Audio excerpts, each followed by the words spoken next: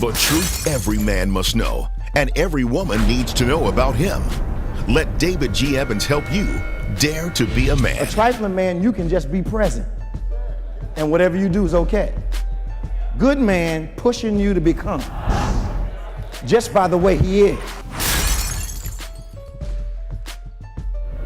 Bishop T.D. Jakes says, up close and personal, I wholeheartedly recommend this to men and women. A next dimension man adapts to his environment and then changes it. Giving women hope and men clarity. Martha Munizzi added, this teaching shows women how to motivate the men they love to soar.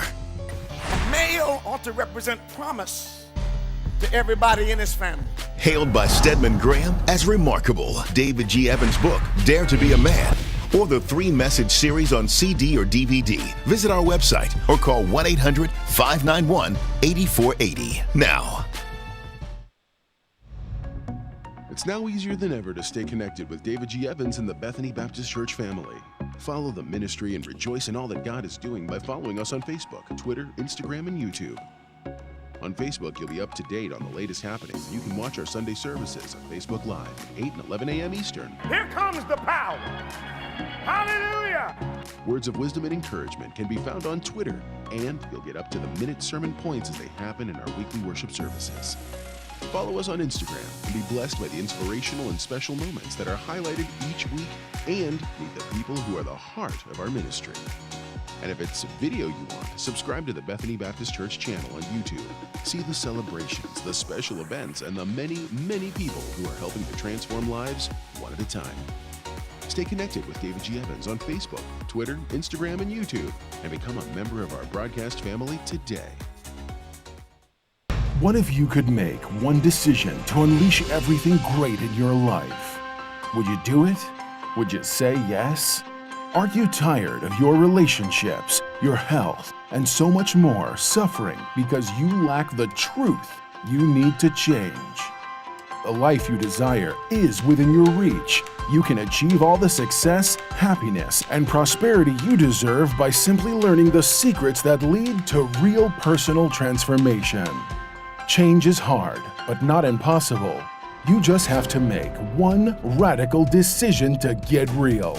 And there's no better authority on the real steps to change than David G. Evans.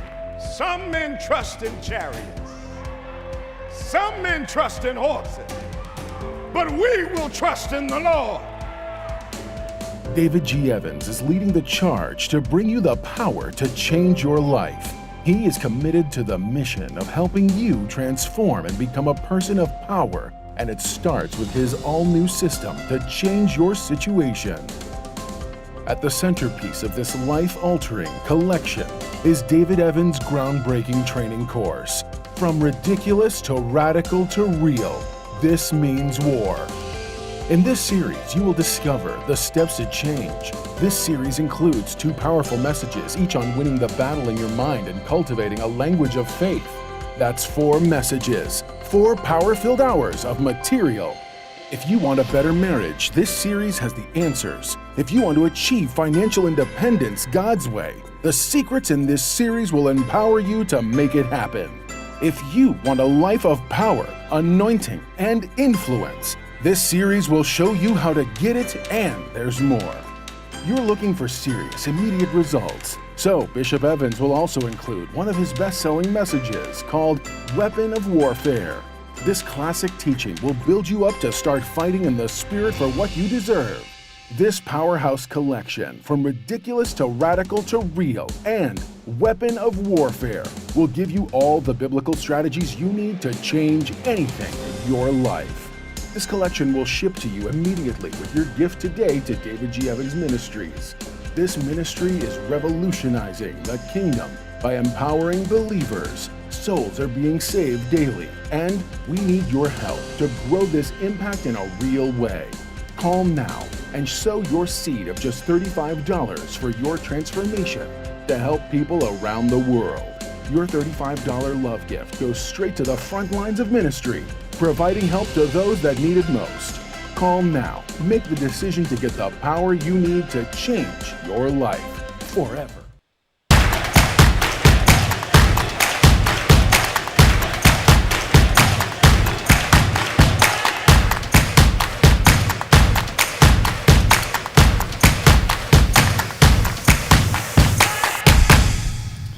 Well, praise the Lord, everybody. Welcome to OnPointe, the #1 Saturday morning Christian-based call-in talk show in America, live every Saturday morning from 9 a.m. to 10 a.m. on any smart device at David G. Evans 1. That's at David G. Evans, the #1.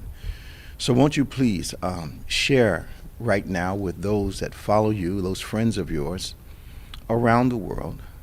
Like us, subscribe to us, hit that notification button so you don't miss one moment of these great conversations that we have from week to week. We discuss faith, we discuss events, we discuss religion, we discuss politics, sports, any significant news events that impacts your life, but always from a biblical kingdom perspective. So if you like that kind of conversation, we ask you to join us each Saturday from 9 a.m. to 10 a.m. We are the #1 Saturday morning Christian-based call-in talk show in the United States of America. Joining me once again is our world-famous co-host, Reverend Nicholas A. Smith. How you doing, man? I'm doing well. How are you? Doing all right. Let's see if we can get some people on the phone for here. 866-743-8267, 866-743-8267. That's 866-74-EVANS. Give us a call. Give us a call. We'd love to talk to you. One of the things I was thinking about on the way in, Pastor Nick, I think about 8:40, I want to ask the question or give, I think, well, ladies before gentlemen, I want to give the ladies a chance to ask us, why do men do X? Okay. Just why do they do X? Right. But we need them prepared for the answers, though, right? Of course. So about 8:35, ladies and gentlemen, because we want the brothers to be in on this too. Why do men do X? From a woman's point of view, I question women. Why do men do X? And we're going to try to answer, but you got to be ready for the answer. You have to be ready for a balanced answer. You have to be ready for an answer that is not a double standard answer. Yeah. So if we can get those things out of the way, I think we can have a good conversation. Yep. I want to see how this goes for a couple weeks. Talking about launching that blog. Yeah. I love you, but I don't understand you. Mm-hmm. And I think we'll see whether there's still some heat for this kind of conversation. Sure. Because I think the two generations that we have, I'm 70 and you're what? 40. You're 40. Yeah. So we got a 30-year gap in there. And I'm suspecting that the perceptions in those two brackets of age, Mm-hmm. I'm expecting there's some great similarities. Sure. But I'm expecting there's some great differences Sure. in those. Yeah. Yeah, absolutely. Yeah, I think the atmosphere out here now is remarkably different than it was when I was out there. There are some commonalities, Yeah. but it's different It's now. exacerbated, yeah. It's exacerbated. Yeah, it's different. I honestly, I would not want to grow up as a kid in this generation. I agree with I you wouldn't. 100. I agree with you 100%. They have challenges that we had challenges. Yeah. You had challenges, but Yeah. their challenges are a little more. Well, we didn't have to worry. We didn't have to worry about Yeah. somebody coming to school and shooting up the place, Yeah. especially a student. Yes, exactly. We didn't have to have counselors for drive-bys and drug overdoses of fellow students. Yeah. There wasn't it was just a different. We were allowed to be more kiddie Yes, exactly. for longer Yeah. than I think this generation is. Yeah. I'm teaching my grandkids stuff that I think is too heavy for them, but I can't have them uninformed at this Right. point in their life. Exactly. Yeah. They're growing. The information is going to be presented to them whether you like it or not at a young age. Yeah, so the context is forcing us to teach them things that perhaps we thought they could wait for. Yeah. You gotta tell them. It's just amazing. Yeah. My son's 9, and when I was 9 years old, we were outside playing all day long. Absolutely. Mom had no clue where we were. And no concern. No concern. Not at all. Now, I could not send him outside all Oh, day no. by himself to. You might be outside all day, but you got to be I out gotta there be with there them. with them. Yeah. Yeah, I can't do it no, by you yourself. can't. No, there's no more of that. No. It used to be they had a little crowd. They'd hang Yeah. together all day All long. of us be together all there day. was some security in that. but Yeah. Not now. Not now. It's totally it's different, and I think what we've done is raise, and this is going to sound really, and I'm sure people are going to comment on this. It appears as though we have raised a generation or two that want the responsibility of children, Yes. but are less parental than ever. Yes. Yes. Yes. Okay. Yeah, Okay. totally agree. It's like they Okay. want. It's like having kids is to make up something in me, Yeah. Or prestige. or prestige, or something like that, rather than this is a responsibility, a life that I actually have to deal with. Yeah.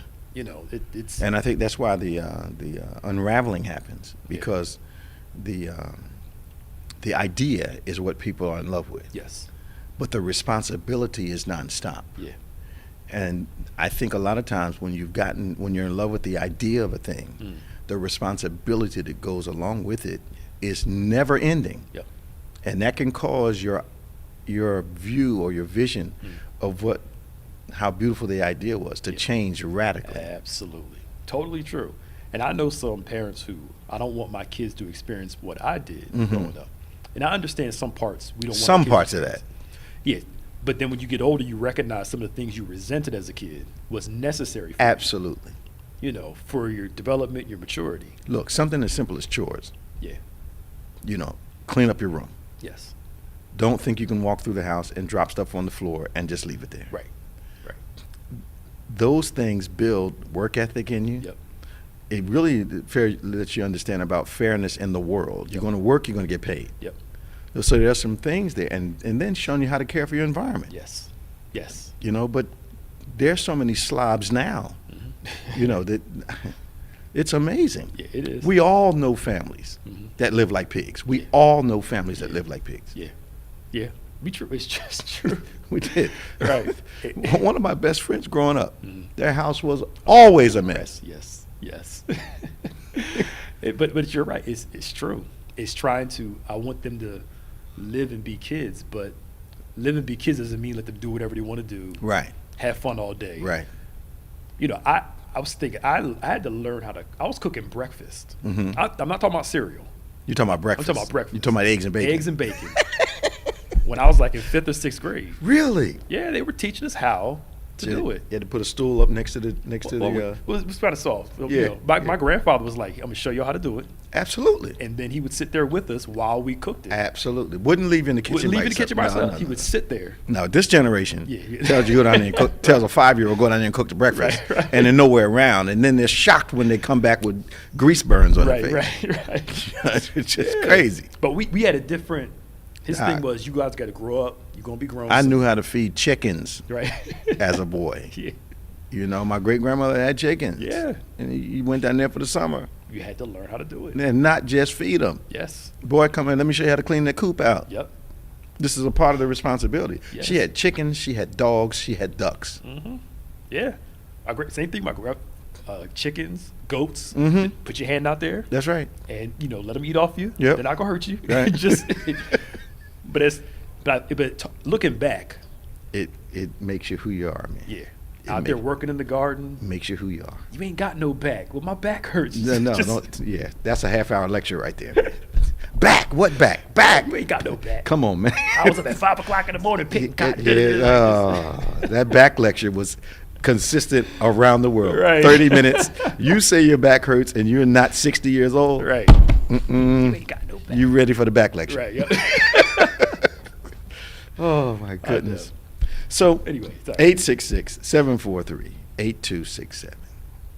866-743-8267. Give us a call. So we're going to talk for like 35 minutes, and then around 35 minutes to 40 minutes of ladies, you can ask any question, why do men do X? And me and Pastor Nick will do the best to answer it from a generational context, biblical context, and experiential context, which ought to be very interesting. So, I watch a film of a young man who's on his face on the ground, gets shot in the head.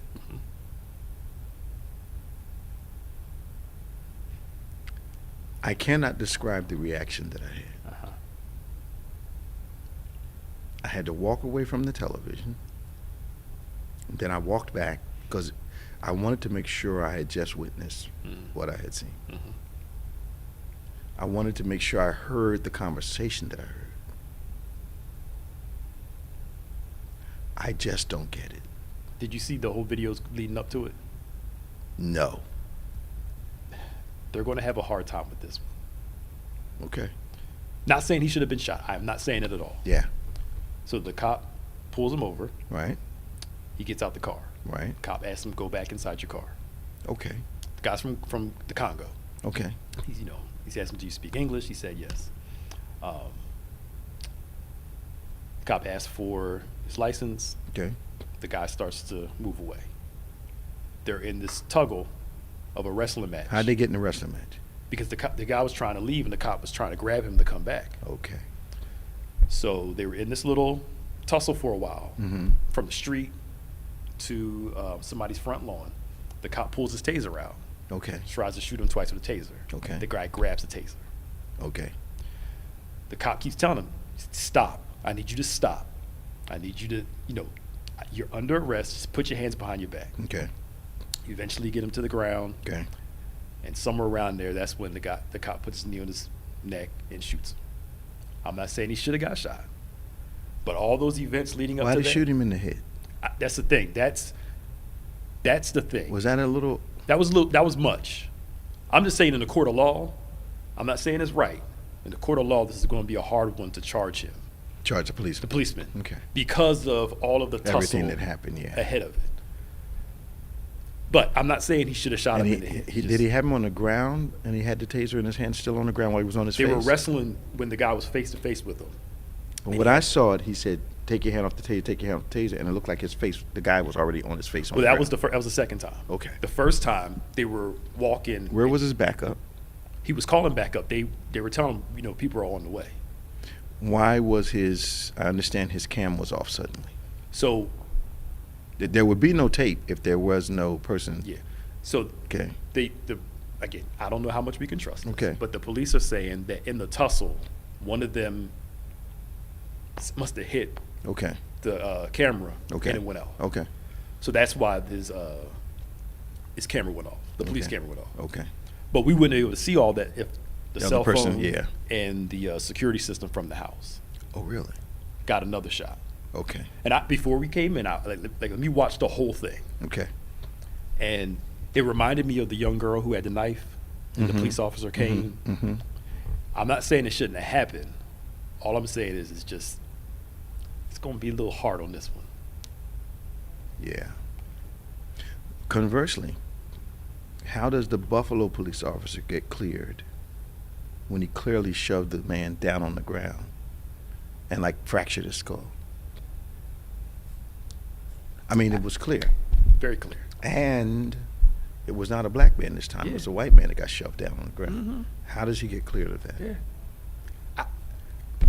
That's the thing. There was no real reasoning of, their thing was, he was in the way of the cops. Yeah, but he shoved him down the ground and he fractured his skull. Right. The cops could have just walked around him. He's a 75-year-old man with a cane. What is he going to do? I don't understand. Conversely, I'm watching the news this weekend, and they're talking about the chief of staff for President Trump, who was caught double registered in several states. Okay. And then they went down a litany of individuals who were guilty of voting for the deceased parents, for the deceased wives, all Republicans. Yeah. As coincidentally. And then this black woman files or puts in a provisional vote, which she's led to believe is appropriate. Yeah. And they give her 5 years in jail. Yes. Because she was a felon, I think, right? Yeah, she was ex-felon. Mm-hmm. And according to what she was told, she could vote when she got out. Yeah. 5 years, and they give everybody else nothing or a fine, and maybe 30 days Wow. probation. A black woman and who she voted for. That's amazing to me. It's trifling. But she said something that was pretty clear to me. She said there's two different systems. Oh yeah, there is. Yeah. There's prison's a cash cow, so Yes, sir. yeah. So the Texas governor decides he's going to cause a traffic jam. I need to know why why our elected officials keep getting away with these decisions that are generally harmful to the public. Right. Which means now food prices are going to go. The coach, I guess the kid was going to approach the child about the gun. and somehow the kid went to the backpack. The coach just grabbed the kid. Why not? Thank you. And I'm like, could y'all use common sense here? They said, well, the coach went too far. But what if the person went and started shooting everybody? I would think that bringing the gun was too far. Right. I know. I don't understand people. But you know what? To show you how simple people can be and how silly they can be, I remember getting ready to take a flight years ago. And the guy that's going to hit the ground first said he doesn't want to go. I said, what does that say to you? It never crossed their minds. Yeah. You want to live after this flight? Like people that are led by their emotions intoxicate their thinking. Yeah. Because that's irresponsible. The guy driving the thing doesn't want to fly. Yeah. And you're saying we should just go anyway. Right. They just chance it. At 30,000 feet? Right. No. I've seen some things traveling on these years that security things and people wanting to fly and people wanting for the whole plane to be inconvenienced because they want to do something. Yeah. I mean, it's just especially now with all the them arresting all these people on these flights and you got people acting up and they're cutting the fool, and it's not mask. It's not mask. No.